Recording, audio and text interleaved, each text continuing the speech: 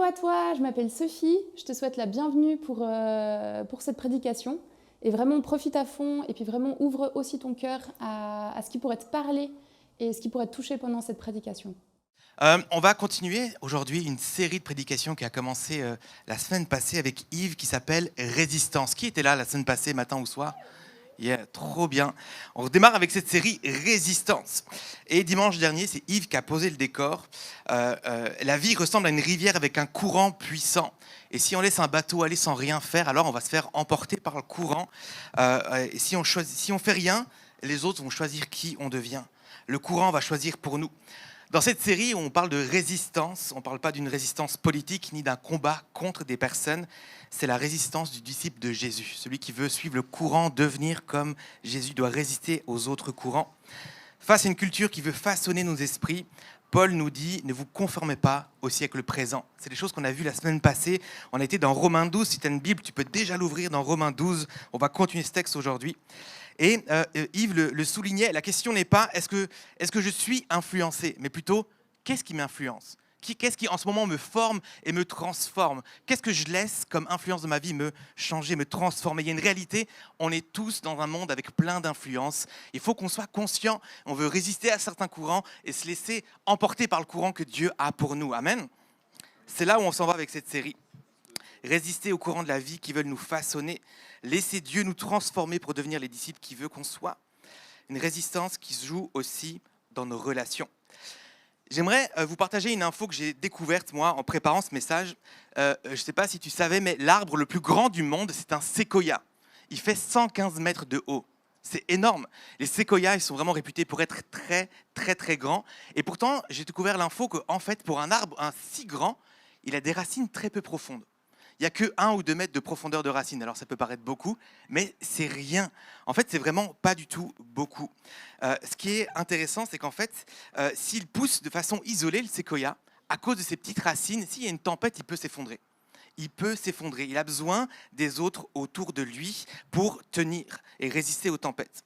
Évidemment, c'est pareil pour nous. Vous allez voir, c'est une image que je vais approfondir et qui va nous suivre toute la matinée. C'est tellement important d'avoir une relation avec Dieu. On a souvent l'imagerie de la Bible, dans la Bible, l'imagerie de l'arbre planté près du courant d'eau. Il faut avoir des racines, c'est entre Dieu et moi, c'est ma relation. Et oui, c'est tellement important d'être enraciné. Mais je crois que si on est enraciné seul avec Dieu, mais qu'on n'a pas une communauté avec qui se tenir, alors on peut être en danger. On va voir ça un peu ce matin, l'importance de la communauté, de résister en communauté. Si on veut être inébranlable, on doit comprendre qu'on ne peut pas grandir et résister seul dans notre coin. On a besoin d'un ancrage communautaire. En fait, les séquoias, s'ils n'ont pas des racines très profondes, ils ont des racines qui s'étendent horizontalement, sur plusieurs dizaines de mètres. On va voir qu'il y a une notion très horizontale à vivre ici. En fait, quand le vent souffle sur un séquoia, c'est toute la forêt qui retient son poids. La résistance se vit à plusieurs. Donc, ouvrez vos Bibles, Romains 12, et je vais simplement prier avant d'aller plus loin. Seigneur, merci pour ta parole qui est vivante. Seigneur, je refuse aujourd'hui, Seigneur, qu'on fasse juste écouter un homme. On veut écouter ta parole, la prendre au sérieux, se laisser enseigner et transformer par toi. Je prie, Seigneur, que ma voix, ma présence diminue et que ta voix et ta présence soient palpables, visibles et à l'écoute aujourd'hui. On veut se soumettre à ta parole, Seigneur, alors qu'on est enseigné aujourd'hui par toi. Seigneur, apprends-nous à aller plus loin, à dépasser nos limitations, Seigneur, nos zones d'ombre, là où on a peur. Tu nous emmènes à aller plus loin. Par la foi, c'est ma prière pour nous aujourd'hui. Amen. Romains 12, on va lire les versets 1 à 8. Simplement 1 et 2 pour rappeler ce qu'on a lu la semaine passée. On a aussi le contexte. Je vous encourage donc, frères et sœurs, par les compassions de Dieu, à offrir vos corps comme un sacrifice vivant, saint, agréable à Dieu. Ce sera de votre part un culte raisonnable. Ne vous conformez pas au monde actuel, mais soyez transformés par le renouvellement de l'intelligence afin de discerner quelle est la volonté de Dieu, ce qui est bon, agréable et parfait. Par la grâce qui m'a été donnée, je dis à chacun de vous de ne pas avoir une trop haute opinion de lui-même, mais d'avoir des sentiments modestes, chacun selon la mesure de foi que Dieu lui a départie. En effet, tout comme nous avons plusieurs membres dans un seul corps et que tous les membres n'ont pas la même fonction, de même, nous qui sommes plusieurs, nous formons un seul corps en Christ. Et nous sommes tous membres les uns des autres, chacun pour sa part. Nous avons des dons différents selon la grâce qui nous a été accordée. Si c'est de prophétiser, que ce soit en accord avec la foi, si c'est de servir, que ce soit dans le cadre de ce service, que celui qui enseigne s'attache à son enseignement, celui qui exhorte à l'exhortation, celui qui donne à la générosité, celui qui préside au zèle, celui qui fait preuve de compassion, à la joie. On s'arrête ici. Le titre de mon message, c'est « Ne vis pas ta foi en mode POV ». Alors, je suis bien conscient là que pour plusieurs jeunes, je suis très vieux, et que pour les moins jeunes, peut-être vous ne comprenez pas ce qui se passe ici. Ok, j'assume, il n'y a pas de problème. Pour ceux qui ne connaissent pas l'expression POV, ça vient de l'anglais Point of View. C'est beaucoup sur les réseaux, voilà, en POV, ça et ça. Mais en fait, initialement, ça vient plutôt du cinéma, des caméras. C'est un style, une façon de filmer. En fait, c'est quand on met la caméra dans les yeux de la personne. Et tout d'un coup, on voit ce que la personne, elle voit. Et c'est vraiment se mettre à la place du sujet, à cette place-là. Avant d'être une trend, c'était comme ça. Et ce terme est devenu universel pour décrire notre obsession moderne, de tout ramener à soi. Voilà comment moi je vis les choses, voilà mon point de vue, voilà ma perspective, voilà comment moi je vois les choses, comment je les vis. C'est à propos de moi, c'est notre histoire. Et aujourd'hui, l'individualisme est partout, partout. L'égocentrisme, c'est vraiment une grosse influence. La foi, les amis, ce n'est pas une expérience immersive où je suis le personnage principal de l'histoire. La foi, elle est communautaire, les amis. Elle est communautaire, c'est quelque part, c'est un endroit où je vis avec d'autres la foi. On vit tous avec cette caméra invisible greffée sur l'épaule où on veut que tout le monde regarde ce que nous, on vit, comment on vit la foi, mais on n'est pas le personnage principal du film. Dans Romains 12, Paul nous dit « Stop, change d'angle de vue ». Alors, la première chose que Paul nous dit dans ce qu'on a lu, surtout à partir des versets 3 et suivants, résister à l'illusion du solo, de vivre seul, de vivre la foi seul, de fonctionner seul. Je relis Romains 12, versets 2, 3, ou je crois que c'est 3, 4. « Je dis à chacun de vous de ne pas avoir une trop haute opinion de lui-même, mais d'avoir des sentiments modestes. » Pardon. Un peu de contexte ici. L'apôtre Paul donc écrit cette lettre à l'église de Rome, aux chrétiens de Rome. Et du coup, il faut comprendre que là, il écrit quelque chose à une certaine époque et dans un certain lieu. Il y avait une culture à Rome à cette époque. Et en fait, à ce moment-là, la valeur d'une personne dépendait de ses mérites et de sa gloire. Il fallait être reconnu, il fallait être vu. On pouvait pas, il fallait avoir une bonne réputation. Pour gravir les échelons de la société, il fallait bâtir vraiment toute une réputation. Ne pas chercher à s'élever, c'était perçu comme une faiblesse ou une folie. Ça te parle un petit peu sur ta carrière, les réseaux sociaux, hein? Il faut absolument avoir une bonne réputation, être bien vu. Et c'était très fort. Il y avait des gens plus riches, ils donnaient de l'argent, ils prenaient soin de certaines personnes plus pauvres. Il dit, mais par contre, tu vas parler de moi en bien. Tu vas contribuer à ma bonne réputation. Vraiment, il faut qu'on parle de moi en bien. Il faut avoir une haute estime de moi. Donc déjà, à l'époque, Paul va inviter les chrétiens à résister à la culture locale. Merci. N'ayez pas une trop haute estime de vous-même. Dans une époque où justement il fallait avoir cette estime, il fallait avoir une haute opinion de soi-même. Et les gars, redescendez tout de suite là. Redescendez tout de suite. Ça, contre-courant, mais c'est ce que Paul nous dit. Il mettait en garde ces gens, et nous aujourd'hui, contre l'orgueil, contre le fait d'avoir une haute estime de soi, contre ce truc de vouloir être le héros de son propre film, contre le fait d'être le centre de notre propre univers. Aujourd'hui, le courant environnant nous pousse à ça. C'est la base des réseaux sociaux, montrer la meilleure opinion de nous-mêmes. La comparaison. Montrer les vacances. Alors, je ne sais pas à quoi ressemblait ton Instagram cet été, mais il faut montrer la bonne photo. Tu sais, j'ai trouvé drôle parce que moi, ça fait, 2-3 ans maintenant que j'ai plus du tout Instagram. J'y vais plus, j'ai un compte qui traîne, d'accord, qui peut être hacké. Si vous voyez des choses, c'est pas moi, d'accord. Et en fait, c'est assez drôle parce que vraiment, après 6 mois, 1 an, ma façon de prendre des photos a changé. Mais qu'est-ce que je vais faire de cette photo? Si je la prends, je vais faire quoi? Hein, c'est comme ceux qui filment les concerts là, pendant 1h30. Vas-tu regarder ce concert sur ton téléphone? Et vraiment, maintenant, je prends mes photos intentionnellement. Cette photo, si je ne vais pas la montrer à quelqu'un, l'imprimer, l'envoyer à mes grands-parents ou quelque chose comme ça, je ne la prends plus. C'est fou, hein? Et ça révèle un petit peu le cœur parfois, comment l'influence, le courant auquel on doit résister, moi.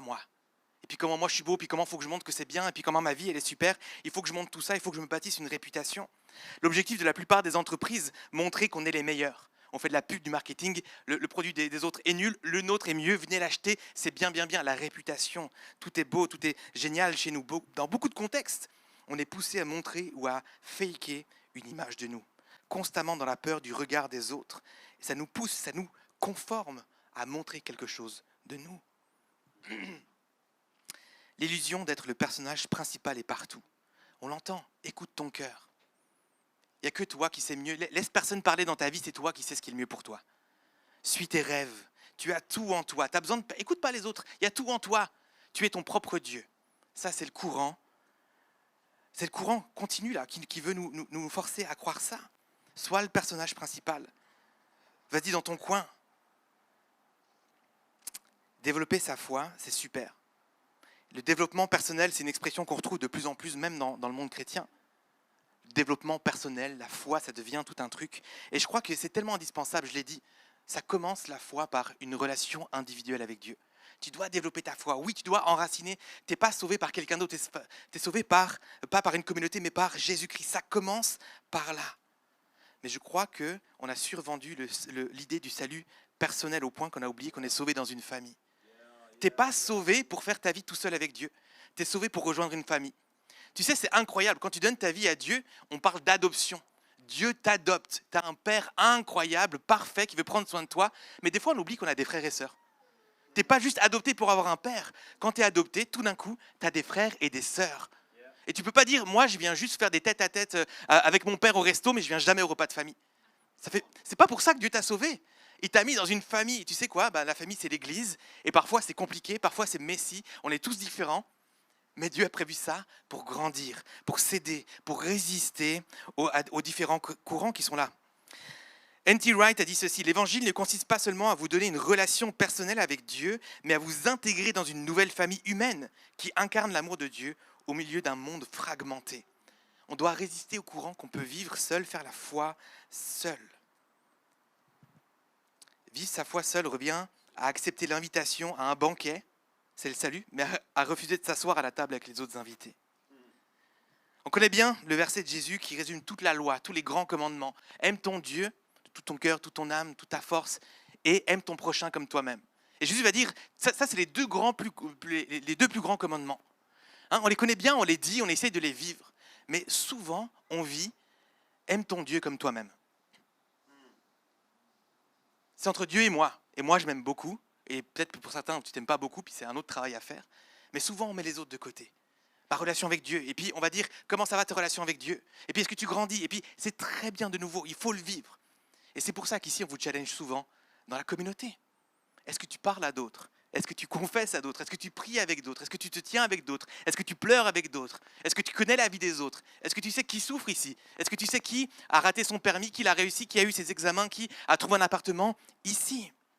Sans jugement, les amis, on est en chemin. Pour certains, c'est plus difficile que d'autres, mais résister, c'est accepter d'arrêter de regarder le nombril ici pour regarder le corps en entier. Et puis quand je parle du corps, c'est le corps de Christ. Résister, c'est comprendre que Jésus n'a jamais marché seul avec un disciple. Jésus n'a jamais dit, toi, suis-moi, et c'est tout, ce sera toi et moi, ce sera bien. Non, il a pris 12, il a pris 70, il a pris 120. Il a pris les gens avec lui. Tu n'es pas sauvé pour être un disciple isolé. Ne résiste à cette idée que le monde te dit, fais tout seul, tu es capable, tu es fort, tu es ton propre Dieu. Non, résiste à cette idée.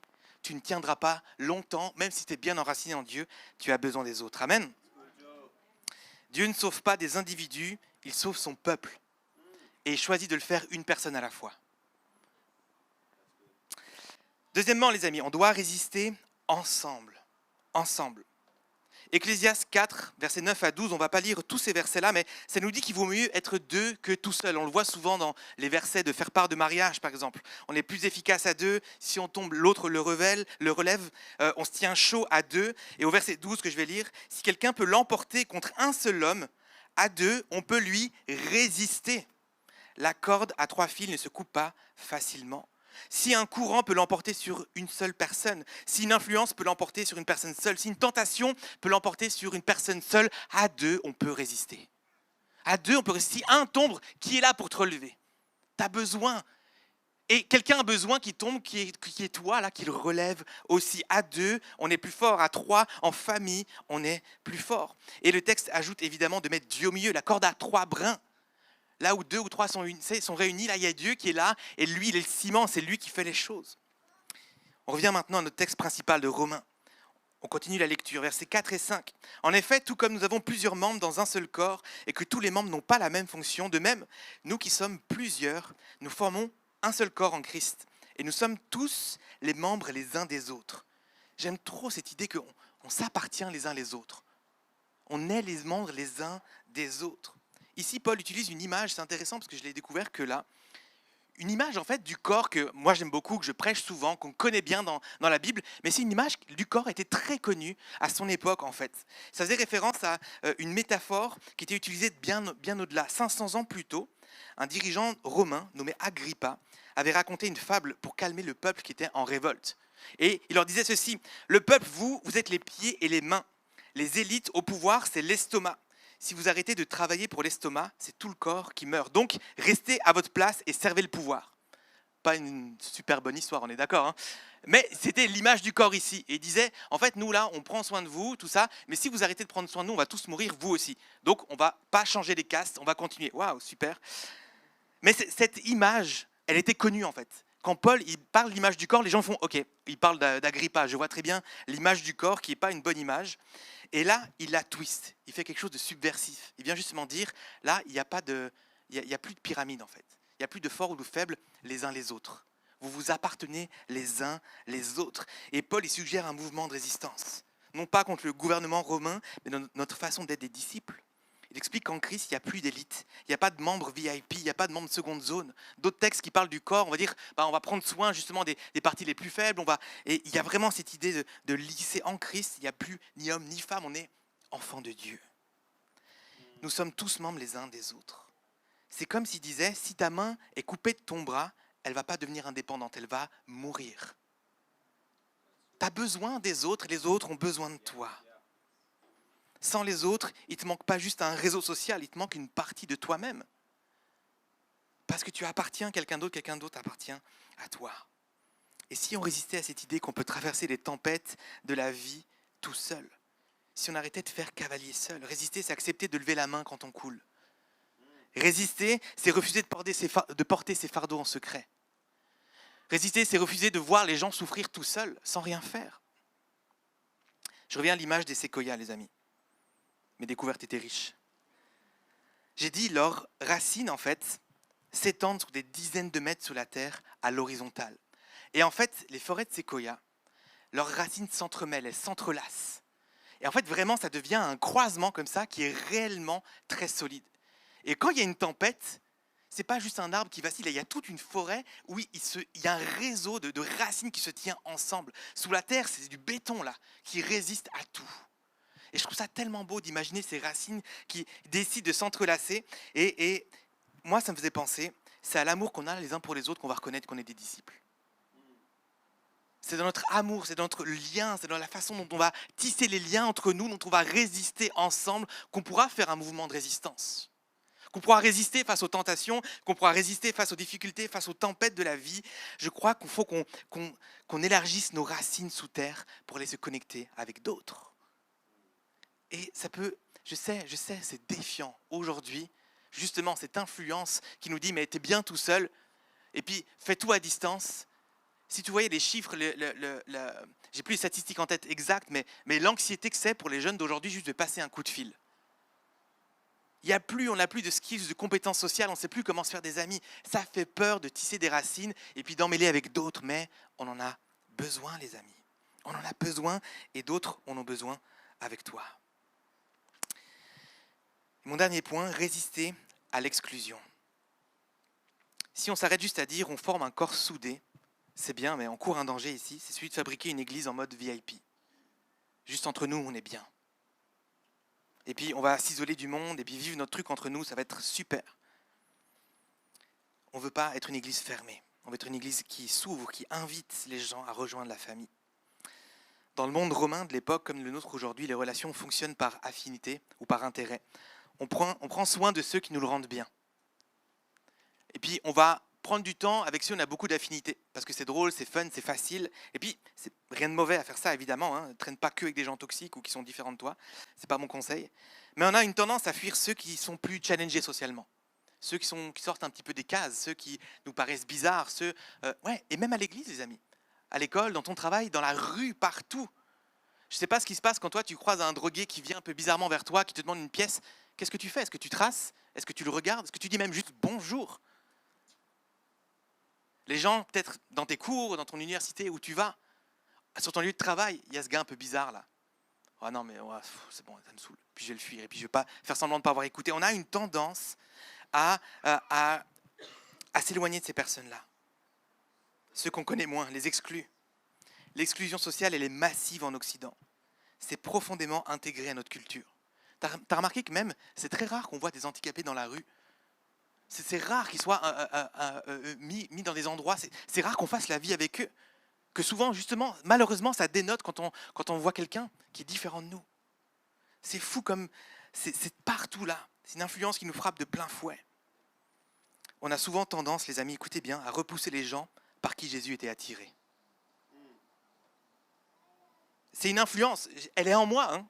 Je vous pointe pas du doigt, c'est là en nous, c'est l'influence à laquelle on doit aussi résister. On a tendance à fuir ceux avec qui Jésus passait du temps. Il n'est pas venu pour les bien portants, mais pour les malades. Hein. Il est passé du temps avec les pécheurs, avec les gens de mauvaise vie, avec les prostituées, avec les collecteurs d'impôts. Il mangeait avec eux, les pharisiens disaient « Hé, pourquoi tu fais ça et tout, ça va pas ?» Comme c'est dur, Jésus vient nous challenger ici. Et Paul, dans Romains 12, il trace une ligne de résistance radicale. On n'a pas lu ces versets, puis on ne va pas tout lire ici, 9 à 16, si tu prends des notes. Mais entre autres, que l'amour soit sans hypocrisie, ayez de l'affection les uns pour les autres, exercez l'hospitalité, ne soyez pas sages à vos yeux. C'est là que notre image des séquoias continue aussi, dans une dimension incroyable. Non seulement ils se tiennent les bras, les séquoias, mais en fait, il y a un réseau de champignons, ok, c'est un délire, hein, on part dans un truc, préparez-vous, venez avec moi. Un réseau de champignons au sein même des racines, qui sont fixés sur les racines partout, c'est des milliards de cellules, de filaments, c'est des kilomètres carrés de réseaux, où en fait, ils peuvent échanger des ressources. Ce qui fait qu'un grand séquoia qui est mature, qui est vieux, qui pousse bien au soleil, il va donner de la sève, des nutriments à un qui est plus jeune, qui pousse à l'ombre et qui a plus besoin. C'est fou, non? C'est incroyable. Ils peuvent échanger les ressources et prendre soin les uns des autres. Là, les gars, il faut qu'on soit des séquoias, en fait. Même eux, ils ont mieux compris que nous, quoi. C'est fou comme Dieu, il est dans la nature. Hein. Il peut envoyer du carbone, de l'eau, des nutriments, là, un séquoia à un autre. Les plus forts soutiennent ceux qui manquent de lumière. Il y a même des séquoias albinos, ils naissent avec une maladie qu'en fait, ils ne peuvent pas faire la photosynthèse, ils ne peuvent pas pousser tout seuls. Et il y a des cas où en fait, ils arrivent à pousser et grandir parce que c'est les autres qui leur donnent tout. Alors qu'ils n'ont rien. C'est dingue, les amis, c'est dingue. C'est ça la résistance d'un disciple. Partager, mettre en commun. Regarder les autres autour de nous. On doit résister au fait qu'on peut fonctionner seul, résister au fait que les exclus, c'est normal, qu'on fait avec nos préférences, qu'on va faire seulement avec ceux qui nous apportent quelque chose de drôle, ou bien les amitiés intéressées. On doit résister. Dans l'église et en dehors. L'église, ce n'est pas un club de gens parfaits, c'est des gens qui ont des besoins. Un organisme vivant où on refuse de laisser sombrer les plus faibles. Et je pense au début de l'église, hein, c'est quand les chrétiens ils mettent tout en commun pour vivre. Ils mettent tout en commun. Le nous est plus important et plus fort que juste le je, le moi. N.T. Wright, l'évangile ne consiste pas seulement à vous donner une relation, je la répète, c'est celle d'avant, une relation personnelle avec Dieu, mais à vous intégrer dans une nouvelle famille humaine qui incarne l'amour de Dieu au milieu d'un monde fragmenté. On arrive au milieu d'une famille et au milieu d'un monde qui est brisé. Les amours, il y a une soif de communauté partout dans le monde. Tu sais, là où je travaille, c'est une boîte qui a été créée par un Français, un Parisien. Et il y a beaucoup de Français qui sont engagés, puis beaucoup de gens qui viennent, pas juste de la France voisine, mais de Paris, d'autres endroits. Et ils arrivent, du coup, forcément, ils ont bougé soit de leur famille, de leurs amis, de leur cercle. Et j'étais choqué de voir à quel point ce besoin de communauté il était rapide. Il y a des gens, des fois, il y a des vagues de 5 personnes qui arrivent en un mois. Tous les samedis, ils vont faire une rando. Ils ont été faire un week-end ensemble. Les gars, vous ne connaissez même pas. T'sais.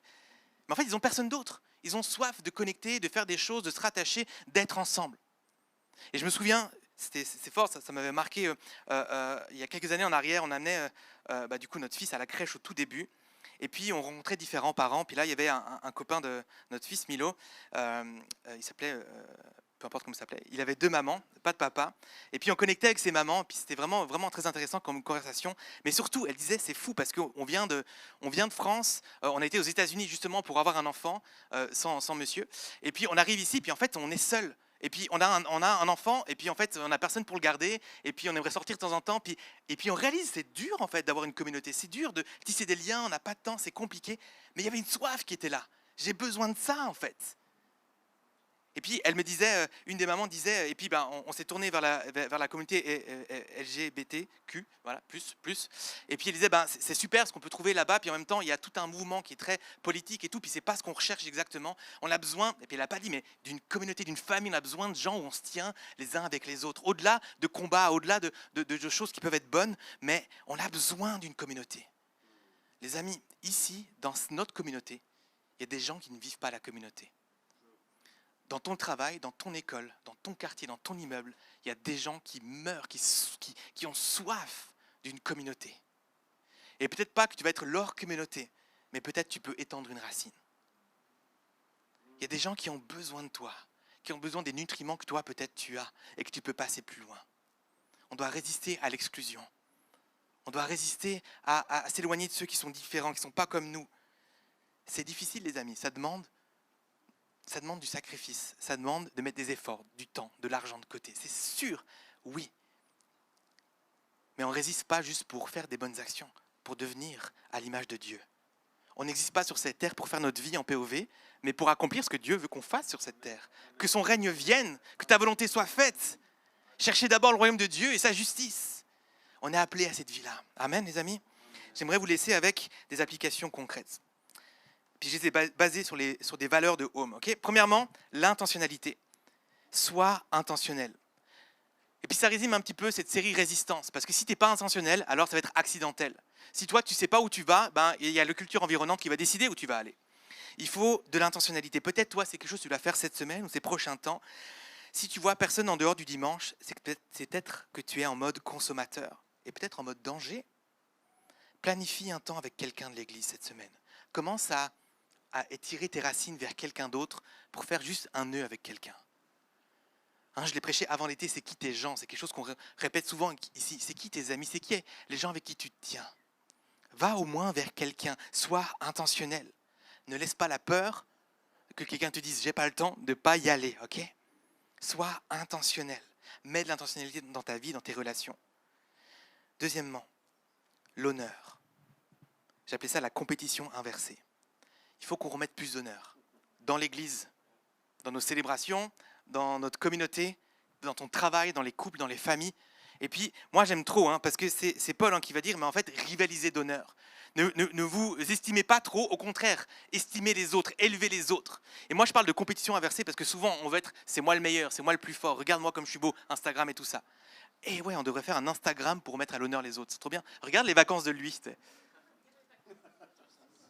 stalking en fait, pas bonne idée, pas bonne idée. Pas du tout bonne idée. Et moi j'aime trop de voir ça comme une compétition. Et j'aimerais trop voir ça plus à Home. C'est non, c'est pas moi qui suis bien, toi t'es bien.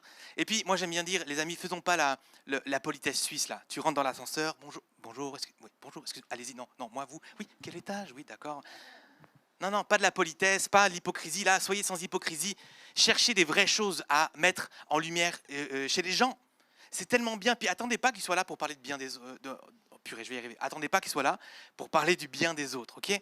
C'est un conseil qu'on donne dans le couple, donc si tu veux le prendre pour toi, c'est très bien. Parle du bien de ta femme ou ton mari auprès de tes collègues, même quand elle n'est pas là ou il n'est pas là pour écouter, ok? C'est incroyable, et fais-le avec tes collègues, avec les gens, avec tes amis ici, avec la famille.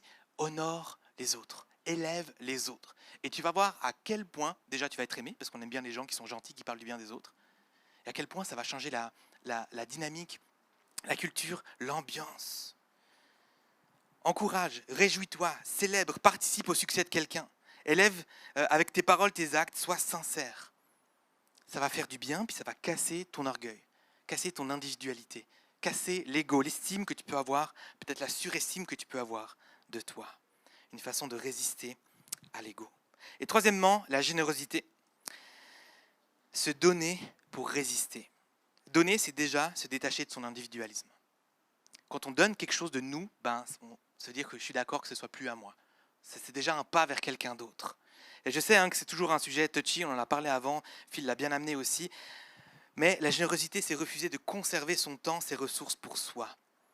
C'est refuser l'individualisme, c'est refuser d'être centré sur soi, c'est refuser le mode POV, ma vie, moi, mes trucs à moi. Et quand je parle de générosité, en fait, c'est aussi avec ton temps. Je le disais avant, ça prend du temps de tisser des liens. Ça prend du temps, des fois, de s'arrêter dans la rue, de regarder se droguer, de lui dire, écoute, j'ai pas d'argent pour toi, mais si tu as faim, je vais te donner à manger. Ça fait une différence pour lui. Ça fait une différence pour toi. Donne ton temps. Ça m'est arrivé de louper un train pour aller prendre de l'argent pour donner à quelqu'un. Ça m'a saoulé, mais tellement fort. Parce que ça coûte. Mais si tu veux vivre ce que Dieu a pour toi, si tu veux marcher dans ses voies, alors ça va te coûter aussi ton temps. Bon, en passant, spoiler, ça va tout coûter dans ta vie, d'accord? Dieu t'appelle à mourir à nous-mêmes. Tu peux donner avec ton argent, donner à manger, soutenir quelqu'un ici. Tu peux donner avec tes compétences. Moi, j'aime trop comment on en parle à Home Genève. Ton temps, tes talents, tes trésors. Ton temps, ton talent, c'était... Parce que comment tu peux aider quelqu'un? Aider à déménager. Il n'y a pas besoin de compétences pour ça, si ce n'est d'aller un tout petit peu à la salle ou simplement d'être un peu endurant. Peut-être tu peux réparer des choses, peut-être tu peux cuisiner, peut-être tu peux garder les enfants, peut-être tu peux... Il y a tellement de choses que tu peux faire pour aider les gens avec tes compétences. Et tes trésors, c'est ton argent, évidemment. Qui c'est que tu peux rejoindre cette semaine? Moi, j'aimerais bien que tu aies une personne dans ton cœur, dans ta tête, ici à l'église. Quelqu'un que tu vois un peu isolé, un peu seul, que tu ne connais pas, dans ton quartier, dans ton travail. Qui c'est que tu peux rejoindre? Auprès de qui tu peux être généreux avec ton temps, tes talents et tes trésors? Prie là-dessus, que Dieu mette une personne sur ton cœur. C'est encore un acte de résistance contre l'individualisme. Il y a comme une progression dans ce qu'on a lu de Paul. La résistance commence par ne pas se croire comme le personnage principal. En me décentrant de moi, je réalise que j'appartiens à une famille dont j'ai besoin et qui a besoin de moi, pour réaliser finalement que j'ai un rôle à jouer dans cette famille et dans le monde. Résister à l'individualisme, résister au fait de s'en sortir seul, résister à l'exclusion. Je l'ai dit, il y a une soif là dehors. Et je pense que toi, tu as une soif aussi.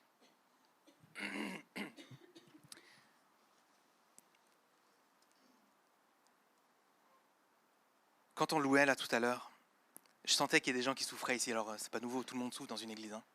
Moi-même, je vis une période de souffrance et de choses compliquées dans ma vie familiale.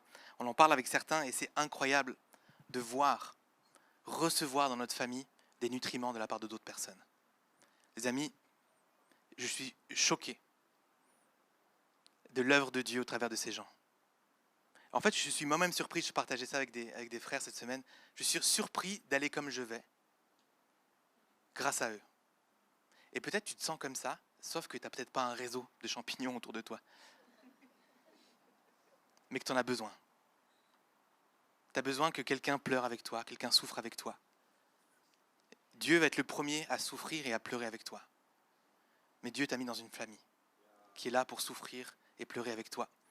Se réjouir avec toi. Parce que même ça, tu as eu ton permis, tu as réussi un examen, vers qui je me tourne pour sauter? Qui va sauter avec moi?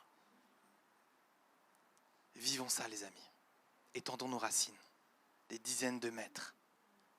On en a besoin. Amen. Je vous invite à vous lever. J'invite la louange à revenir aussi.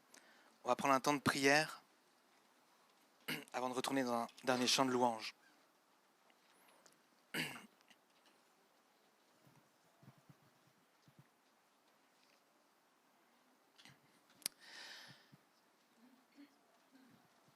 Seigneur, je te remercie parce que c'est pas juste que tu as bien fait les choses, tu as fait les choses parfaitement. Merci pour ta parole, merci pour l'Église, merci pour la famille. Aide-nous à la vivre. On vient tous, Seigneur, d'une famille fonctionnelle, saine, dysfonctionnelle, toxique. On a tous des modèles en tête. On voit nos parents, on voit ce qu'on a vécu, Seigneur, et toi, tu viens établir quelque chose. Tu deviens notre Père. Et je prie, Seigneur, que cette vision du Père, ta vision, qui tu es, soit toujours plus révélé dans nos cœurs, qu'on comprenne toujours plus qui tu es. Seigneur, car au travers de toi, Père, il y a à la fois l'individuel, mais aussi la fratrie, la famille, la communauté, tu nous réunis. Et je prie, Seigneur, pour tous ceux qui souffrent ici et qui ont besoin d'être touchés par le Père. Viens pleurer avec ceux qui pleurent, ceux qui vivent des choses difficiles en ce moment. Seigneur, je veux qu'ils se sachent vus par toi. Je te prie qu'ils se sentent touchés, rejoints. Tu es le premier, Seigneur, à pleurer avec eux. Viens accueillir leurs souffrances, viens accueillir leurs défis, qu'ils ne se sentent jamais seuls. Que ta présence soit tangible dans leur quotidien. Et Seigneur, merci parce que tu nous places dans une famille. Je prie, Seigneur, qu'il n'y ait pas juste ta présence, mais ta présence, Seigneur, divisée en tous les membres du corps. Tu nous appelles à pleurer, à nous réjouir, à être membres les uns des autres. Change notre perspective. Seigneur, il y a un courant tellement fort d'individualisme. C'est si dur de résister. Et Seigneur, ça va être une transformation. Seigneur, on est continuellement en train d'être transformés, en train de résister à ça. Seigneur, mais aide-nous à changer, Seigneur, à ne pas se laisser emporter par l'individualisme. La peur d'aller vers les autres, la peur de manquer, la peur de ne pas être heureux. Le moi, il s'agit de moi, je regarde que mon point de vue. Aide-nous, Seigneur, à diminuer cette voie-là et à vivre les bienfaits, Seigneur, de la communauté, de la famille. Il y a quelque chose ici, Seigneur, qui est miraculeux, un potentiel de vie, un potentiel de soutien. Seigneur, tu n'as pas choisi des individus, des hommes, des femmes de Dieu extraordinaires, Seigneur, pour amener ton œuvre, mais une église. Une église, Seigneur, c'est à l'église que tu as donné, Seigneur, la suite de ton œuvre. Et Seigneur, il faut qu'on vive l'église, ce n'est pas juste, Seigneur, un cumul d'individus isolés. C'est des gens, Seigneur, qui s'aiment, qui confessent, Seigneur, ou qui se blessent, Seigneur, qui se demandent pardon. Aide-nous à être cette église, Seigneur Jésus, à tirer nos racines les uns vers les autres, à se faire confiance, Seigneur, à se rendre vulnérables, à parler de nos défis, à parler de nos joies, à nous honorer, à être généreux, Seigneur, à mettre tout en commun. Seigneur, parce que c'est ce que tu veux, c'est ce qu'il y a de mieux, c'est ton plan, c'est pas le nôtre. C'est pas juste une église ou un pasteur qui a une bonne idée. C'est comme ça que tu as prévu les choses. Seigneur, ça va coûter du temps, de l'argent, des efforts. Oui, la résistance, ça demande de marcher à contre-courant. Quand on marche dans un courant contraire, c'est dur, mais tu nous donnes la force. On l'a entendu la semaine passée, c'est pas nous qui résistons. Seigneur, on s'offre à toi, c'est toi qui nous transformes. Mais le potentiel, Seigneur, de cette forêt de séquoia, je veux qu'on le vive dans cette église. On étend nos racines, on se tient ensemble dans les défis de la vie, on partage nos ressources. Ceux qui sont les plus faibles, ceux qui sont les plus exclus, ceux qui ont le plus de mal, qu'ils soient nourris, qu'ils soient vus, qu'ils soient entourés, qu'ils soient aimés. Aide-nous, Seigneur, parce qu'on a besoin de toi. On ne peut pas le faire par nous-mêmes. Change notre regard de l'Église, du monde, du salut. Seigneur, donne-nous les tiens. Avant qu'on aille dans le temps de louange, j'aimerais savoir s'il y a des gens qui ont besoin qu'on prie pour eux. Est-ce que tu as besoin d'être entouré, puis on va poser les mains sur toi? Si c'est ton cas, lève ta main maintenant. J'aimerais que tu... J'espère que tu as bien pu vivre ce moment de prédication. Et pour plus d'informations et pour nous suivre, suis-nous sur les réseaux sociaux ou sur le site internet eglisehome.com.